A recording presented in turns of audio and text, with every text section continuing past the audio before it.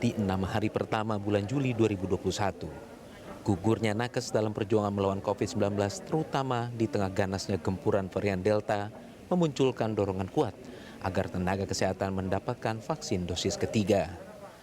Satgas COVID-19 Nasional dan Kemenkes masih menunggu rekomendasi terkait booster vaksin bagi tenaga medis dari Komite Penasehat Ahli Imunisasi Nasional (ITAGI).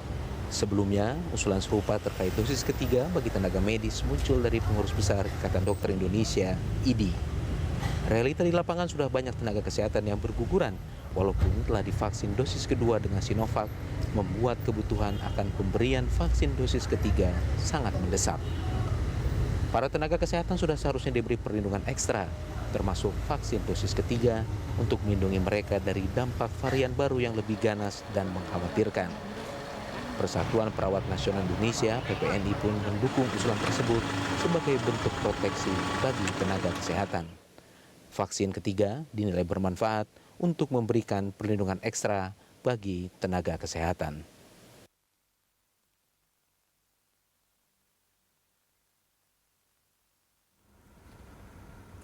Ya, pemirsa, lonjakan kasus COVID-19 terutama menghadapi ganasnya gempuran varian baru COVID-19 memunculkan wacana mendesak perlunya vaksin dosis ketiga terutama bagi tenaga kesehatan.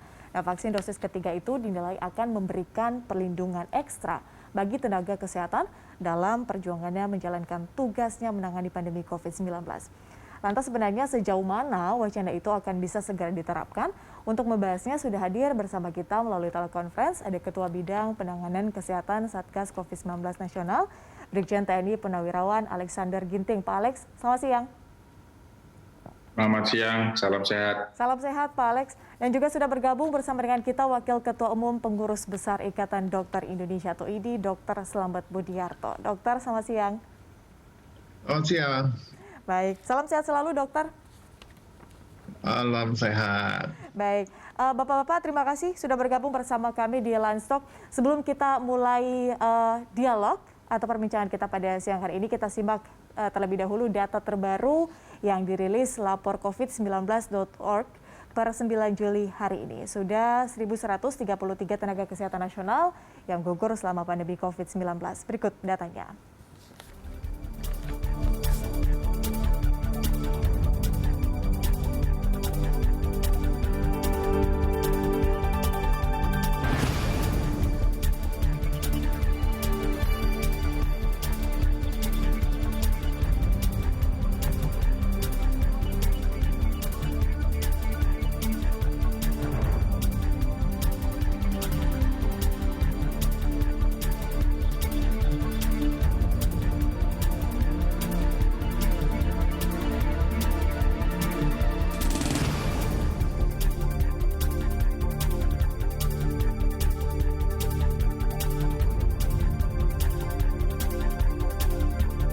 Baik, pemirsa, tadi data berapa tenaga kesehatan yang kemudian gugur selama pandemi COVID-19. Pak Alex dan juga Dr. Slamet, dari data 1.133 tenaga kesehatan sudah gugur akibat COVID-19. Saya ke Dr. Slamet terlebih dahulu. Jadi melihat data tersebut, sebenarnya seberapa mendesak sih kita harus mengadakan vaksin dosis ketiga ini, dok? Ya, terima kasih.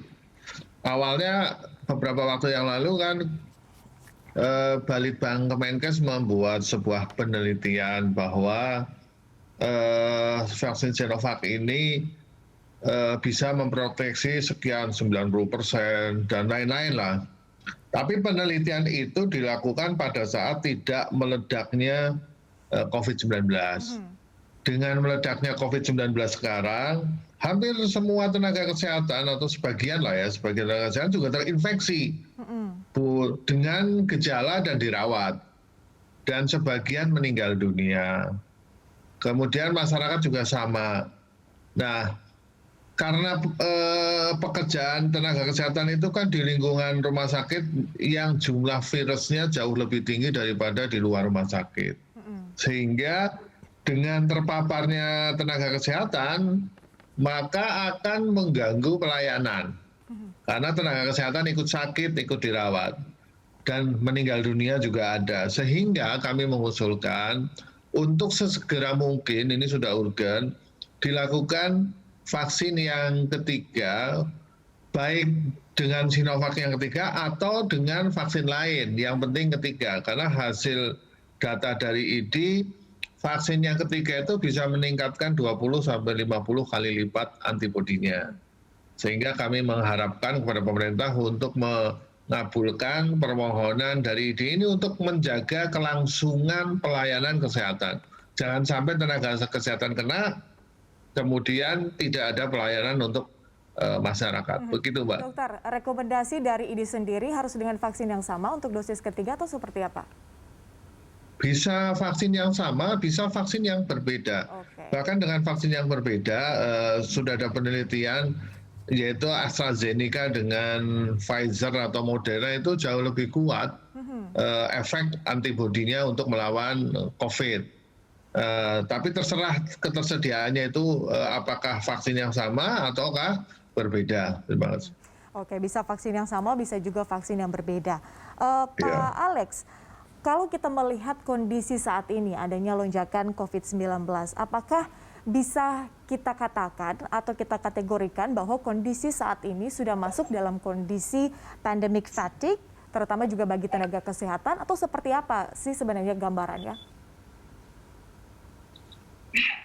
Ya, kalau kita lihat pergerakan kasus ya, kasus aktif dan kemudian positivity rate di masyarakat, terlebih juga bor 80-90% pada daerah-daerah tertentu, bahkan ada yang sampai 90%, berarti sudah ada lonjakan kasus.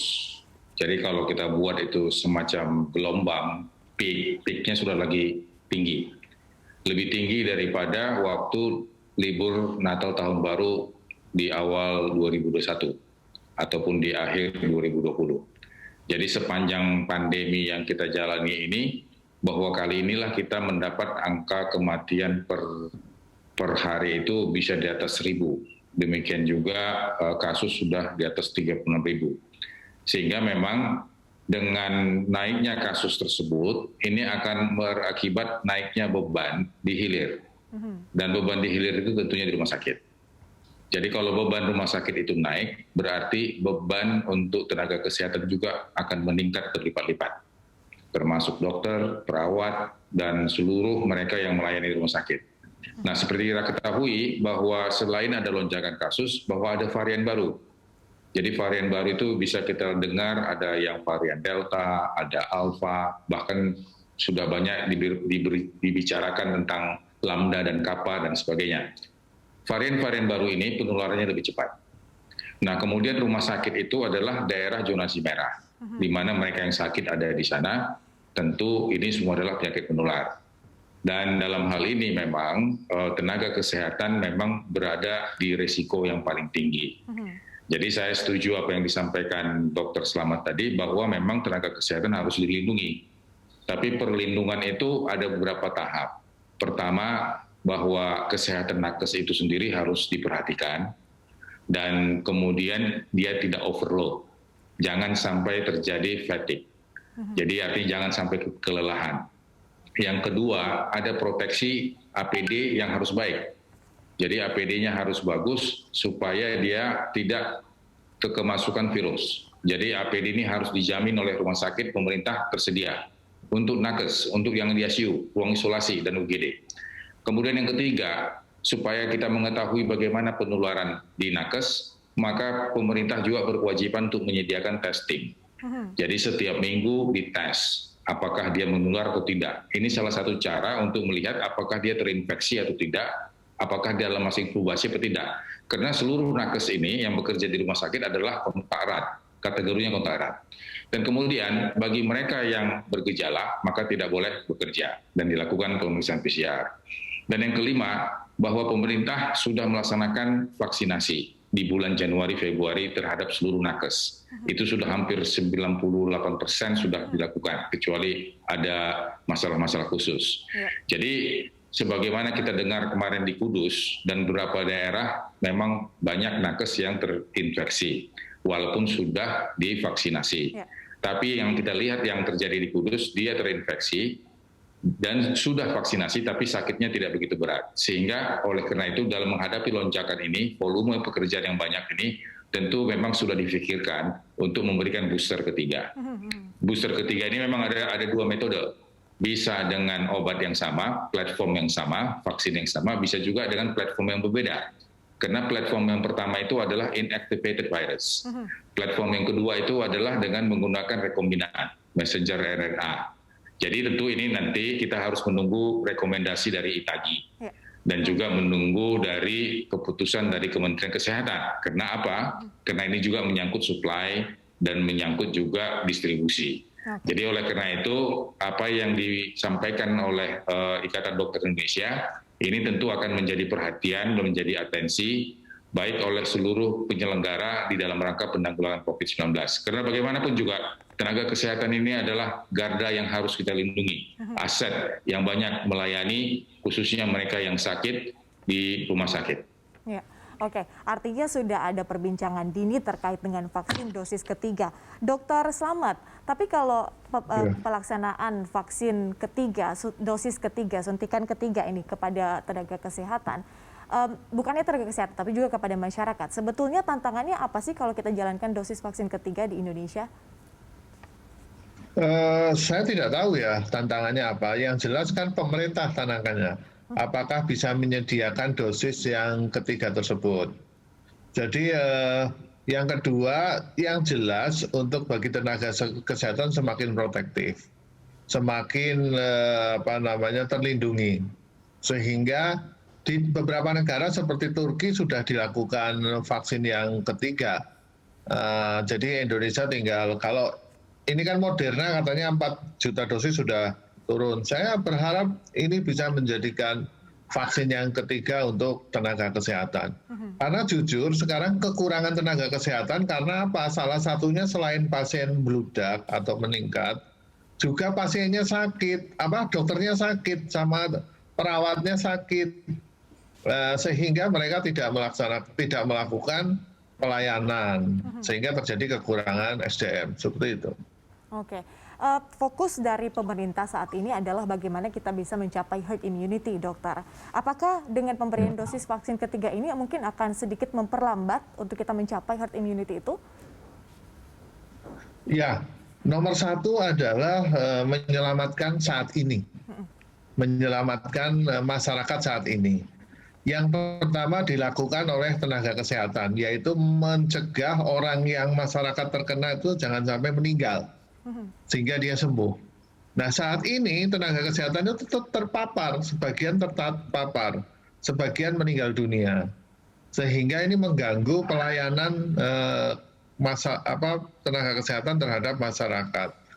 Ini adalah untuk langkah cepat untuk menurunkan angka kesakitan di nakes dan kematian di nakes, sehingga pelayanan terhadap masyarakat juga akan baik. Nah, tentunya akan mencegah kematian di masyarakat karena tenaga kesehatannya komplit dan sehat kan itu. Saya kira tidak akan ada pengaruhnya terhadap herd immunity karena pemerintah kan sudah mencanangkan 1 hari 1 juta vaksin. Terima kasih. Oke, pandangan atau point of view dari Satgas, Pak Alex, seperti apa soal herd immunity itu? Jadi itu menjadi target kita untuk melakukan vaksinasi dan ini juga menjadi skenario yang ada di dalam PPKM skala mikro, termasuk juga PPKM kabupaten kota. Kalau kita baca dengan jelas di Inmendagri tersebut bahwa gubernur dapat mempunyai kewenangan untuk mengalokasikan vaksin. Tentu ini adalah dalam rangka mempercepat. Demikian juga bupati, kepala desa sampai posko desa. Tujuannya adalah dalam rangka meningkatkan 3T, 3M dan vaksinasi. Dan pemerintah juga sudah mempunyai skenario-skenario dalam rangka memvaksinasi misalnya penduduk di atas usia 18 tahun. Kemudian mereka yang lansia, ini sudah dilaksanakan. Kemudian pralansia, ini juga sudah. Dan sekarang sedang ada wacana untuk bagaimana mensukseskan vaksinasi untuk remaja, untuk anak-anak. Dan ini tentunya nanti akan menunggu rekomendasi dari ITAGI dan kemudian dari BP POM, termasuk juga dengan ibu hamil. Tapi tidak kalah pentingnya juga adalah perlindungan terhadap healthcare, jadi perlindungan terhadap tenaga kesehatan yang memang bekerja di zonasi merah, bekerja di daerah terinfeksi. Kalau kita lihat waktu vaksinasi pertama kali dilaksanakan di Indonesia, itu sasaran pertama, serbuan pertama itu adalah para nakes. Jadi kalau kita lihat serapannya dan cakupannya itu jauh lebih tinggi pada nakes, baik di dosis pertama maupun dosis kedua. Pemikiran untuk melaksanakan dosis ketiga tentu harus menjadi atensi karena kita sekarang ada di dalam lonjakan kasus yang cukup tinggi. Artinya dengan lonjakan kasus yang cukup tinggi, bebannya juga besar dan kemudian mortality juga tinggi sehingga memang nakes perlu difikirkan dan perlu disiapkan untuk mendapatkan vaksin suntikan yang ketiga. Tentu suntikan ketiga ini ada dua metode seperti yang saya sampaikan tadi, bahwa dia bisa dengan merek yang sama atau merek berbeda. Dan untuk itu memang pemerintah sudah banyak menyiapkan vaksin, baik yang dari skema dari Gavi, bantuan bilateral dari Jepang, Australia, dan Amerika Serikat. Dan ini sudah menjadi komitmen supaya di bulan Juli ini juga sudah bisa terrealisasi. Demikian juga nanti jumlah vaksin yang sudah disiapkan untuk skema-skema lainnya. Misalnya yang direncanakan untuk usia anak 12-17, dan kemudian juga untuk mereka yang pralansia, tentu ini stok sudah diatur. Yang penting memang adalah timingnya, supaya perjalanan waktu itu bisa menyerap supply dan kemudian demand yang tersedia sehingga vaksin itu tidak akan kekurangan. Dan kita juga akan kemasukan juga berbagai platform vaksin lainnya di samping AstraZeneca juga ada mungkin nanti Moderna atau Johnson & Johnson, dan tentu ini semuanya adalah dalam emergency use authorization. Jadi oleh karena itu memang karena ini adalah emergency use authorization, kita harus menunggu rekomendasi dari ITAGI dan demikian juga izin dari BP POM. Baik, Pak Alex dan juga Dr. Slamet, kita akan lanjutkan di segmen berikutnya. Pemirsa tetaplah bersama kami, Lanstock segera kembali.